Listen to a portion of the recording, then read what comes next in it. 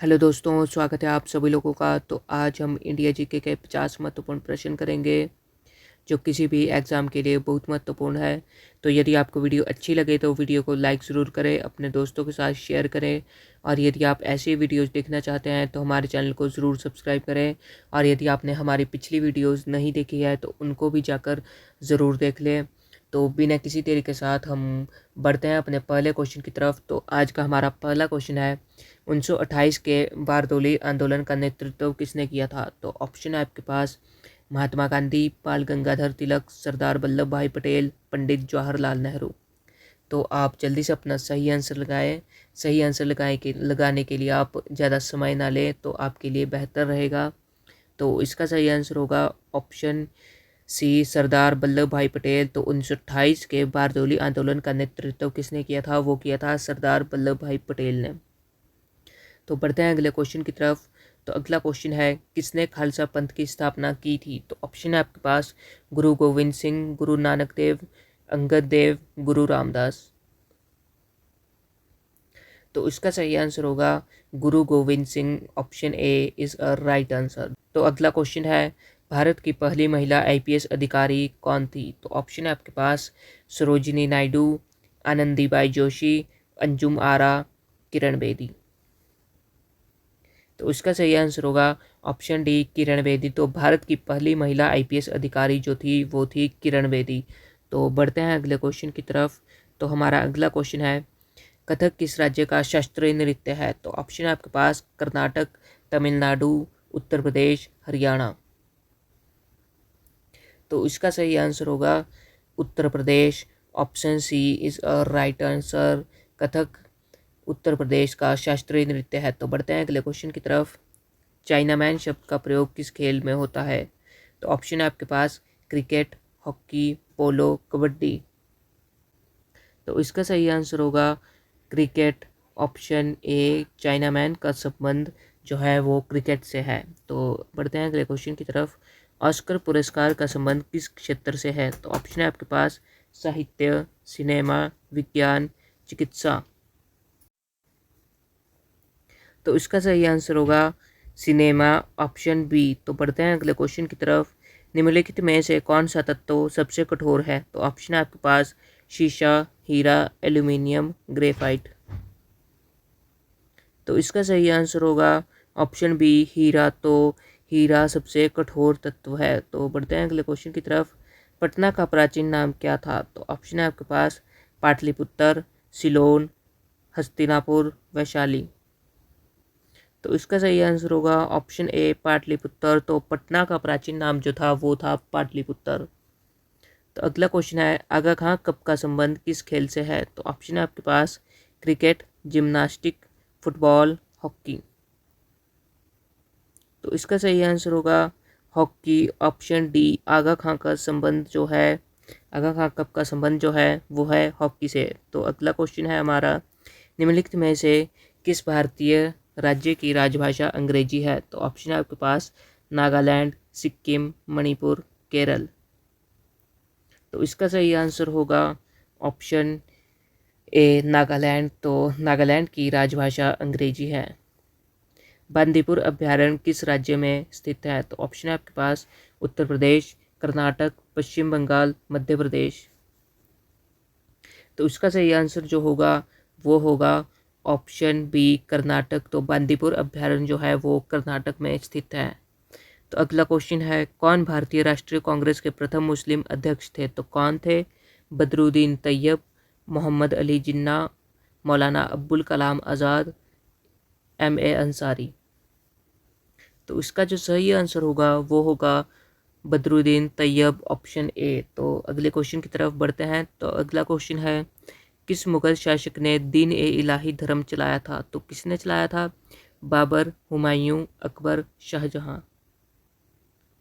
तो इसका जो सही आंसर होगा वो होगा ऑप्शन सी, अकबर। तो अकबर ने दीन ए इलाही धर्म चलाया था। तो अगले क्वेश्चन की तरफ बढ़ते हैं। भूस्थिर उपग्रह की पृथ्वी से ऊंचाई कितनी होती है? तो कितनी होती है? 32,000 किलोमीटर, 36,000 किलोमीटर, 40,000 किलोमीटर, 42,000 किलोमीटर।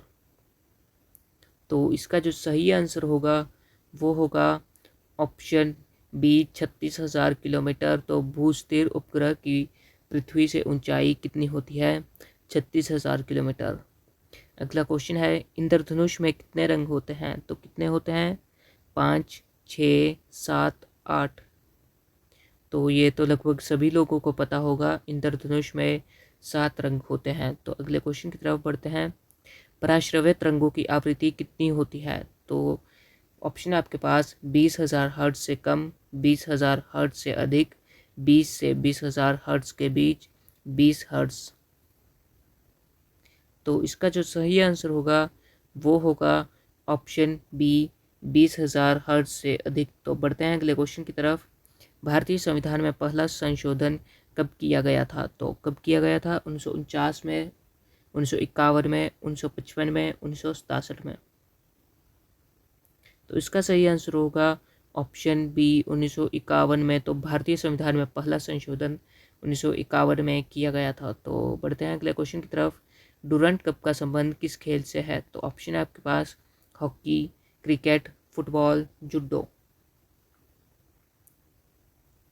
तो इसका जो सही आंसर होगा वो होगा ऑप्शन सी फुटबॉल। तो डूरंट कप का संबंध जो है वो फुटबॉल से है, और डूरंट कप का आरंभ शिमला के नाडेल मैदान से 1888 में हुआ था। तो बढ़ते हैं अगले क्वेश्चन की तरफ, अभिज्ञान शकुंतलम के लेखक कौन थे? तो कौन थे? कालिदास, मुंशी प्रेमचंद, रविंद्रनाथ टैगोर, जयशंकर प्रसाद। तो उसका सही आंसर होगा कालिदास, ऑप्शन ए। तो अगले क्वेश्चन की तरफ बढ़ते हैं, तो अगला क्वेश्चन है, भारत के पहले कानून मंत्री कौन थे? तो कौन थे? डॉक्टर सर्वपल्ली राधाकृष्णन, डॉक्टर भीमराव अंबेडकर, सरदार वल्लभ भाई पटेल, अब्दुल कलाम आज़ाद। तो इसका सही आंसर होगा वो होगा doctor Bhimrao Ambedkar, option B is a right answer. तो बढ़ते हैं अगले क्वेश्चन की तरफ, सन 1907 में शुरू किया गया साहित्य का प्रथम नोबेल पुरस्कार किसे दिया गया था? तो किसे दिया गया था 1907 का साहित्य का प्रथम पुरस्कार, नोबेल पुरस्कार? Rudyard Kipling, Rabindranath Tagore, Mother Teresa, Rudolf Christoph. तो इसका सही आंसर होगा ऑप्शन ए रुडयार्ड किपलिंग। तो बढ़ते हैं अगले क्वेश्चन की तरफ, ख्वाजा मोइनुद्दीन चिश्ती की दरगाह कहाँ है? तो कहाँ पर है? अजमेर, जयपुर, नई दिल्ली, चित्तौड़गढ़। तो इसका जो सही आंसर होगा वो होगा Ajmer, option A is a right answer. Khwaja Moinuddin Chishti की दरगाह अजमेर में है। तो अगला क्वेश्चन है, सालार जंग म्यूजियम किस शहर में स्थित है? तो किस में स्थित है? हैदराबाद, जयपुर, बेंगलुरु, श्रीरंगपट्टनम। तो इसका सही आंसर होगा Hyderabad, option A is a right answer. तो बढ़ते हैं अगले क्वेश्चन की तरफ, तो अगला क्वेश्चन है, सम्राट अशोक ने किस युद्ध के बाद बौद्ध धर्म अपना लिया था? तो किसके बाद अपना लिया था? कलिंग युद्ध, हल्दी घाटी का युद्ध, चौसा का युद्ध, इनमें से कोई नहीं। तो इसका जो सही आंसर होगा वो होगा ऑप्शन ए कलिंग युद्ध। तो सम्राट अशोक ने कलिंग युद्ध के बाद बौद्ध धर्म को अपना लिया था और युद्ध को त्याग लिया था। तो अगले क्वेश्चन की तरफ बढ़ते हैं, तो अगला क्वेश्चन है, दुनिया की सबसे लंबी नदी कौन सी है? तो ऑप्शन है आपके पास अमेजन नदी, नील नदी, मिसिसिपी नदी, यांगसी नदी। तो जो इसका सही आंसर होगा वो होगा ऑप्शन बी नील नदी is a right answer, option B. तो अगले क्वेश्चन की तरफ बढ़ते हैं, कौन सा खनिज हृदय की धड़कन को नियंत्रित करता है? तो कौन करता है? पोटेशियम, जस्ता, तांबा, एल्यूमिनियम। तो इसका जो सही आंसर होगा वो होगा potassium, option A is a right answer. Malaria की दवा कुनैन किस पौधे से प्राप्त होती है? तो ऑप्शन है आपके पास यूकेलिप्टस, पीपल, सिंकोना, उपरोक्त सभी। तो जो इसका सही आंसर होगा वो होगा ऑप्शन सी सिंकोना। तो मलेरिया की दवा जो कुनैन होती है वो सिंकोना से मिलती है। तो बढ़ते हैं अगले क्वेश्चन की तरफ, दुनिया में सबसे बड़ा जीवित पक्षी कौन सा है? तो कौन सा है? शतुरमुर्ग, हमिंगबर्ड, बाज, गिद्ध। तो इसका जो सही आंसर होगा वो होगा ऑप्शन ए शुतुरमुर्ग। तो शुतुरमुर्ग दुनिया का सबसे बड़ा जीवित पक्षी है, और यदि सबसे छोटे पक्षी की बात की जाए तो वो है हमिंग बर्ड। और बढ़ते हैं अगले क्वेश्चन की तरफ, तो अगला क्वेश्चन है, मनुष्य ने सबसे पहले किस जंतु को पालतू बनाया? तो ऑप्शन है आपके पास कुत्ता, बिल्ली, घोड़ा, बकरी। तो इसका सही आंसर होगा ऑप्शन ए कुत्ता। तो बढ़ते हैं अगले क्वेश्चन की तरफ। किसी अंतरिक्ष यात्री को अंतरिक्ष में आकाश कैसा दिखाई देता है? तो ऑप्शन है आपके पास नीला, सफ़ेद, काला, भूरा। तो इसका सही आंसर होगा ऑप्शन सी काला। तो कैसा दिखाई देता है एक अंतरिक्ष यात्री को अंतरिक्ष में आकाश? काले रंग का। तो बढ़ते हैं अगले क्वेश्चन की तरफ। तो हमारा अगला क्वेश्चन है एटीएम का पूर्ण रूप क्या है? तो क्या है? Automatic teller machine, automated teller machine, all time money, automotive teller machine. तो इसका सही आंसर होगा option B automated teller machine is a right answer. Option B ATM का पूर्ण रूप। तो बढ़ते हैं अगले क्वेश्चन की तरफ। सूर्य की सतह का लगभग तापमान कितना होता है? तो ऑप्शन है आपके पास 500 degree Celsius, 600 degree Celsius, 6000 degree Celsius, 60000 degree Celsius. तो इसका सही जो आंसर होगा वो होगा ऑप्शन सी 6000 डिग्री सेल्सियस। तो सूर्य की सतह का लगभग तापमान 6000 डिग्री सेल्सियस होता है और ये कुछ क्वेश्चन में आपको 5500 डिग्री सेल्सियस भी दिखने को मिल सकता है। तो बढ़ते हैं अगले क्वेश्चन की तरफ। सवाना घास के मैदान किस महाद्वीप में है? तो ऑप्शन है आपके पास एशिया, अफ्रीका, यूरोप, ऑस्ट्रेलिया। तो इसका जो सही आंसर होगा वो होगा Africa. Option B is a right answer. Savanna घास अफ्रीका महाद्वीप में है। तो बढ़ते हैं अगले क्वेश्चन की तरफ। किस संविधान संशोधन द्वारा पंचायती राज व्यवस्था लागू की गई थी? तो ऑप्शन है आपके पास 71वें संशोधन द्वारा, 72वें संशोधन द्वारा, 73वें संशोधन द्वारा, 74वें संशोधन द्वारा।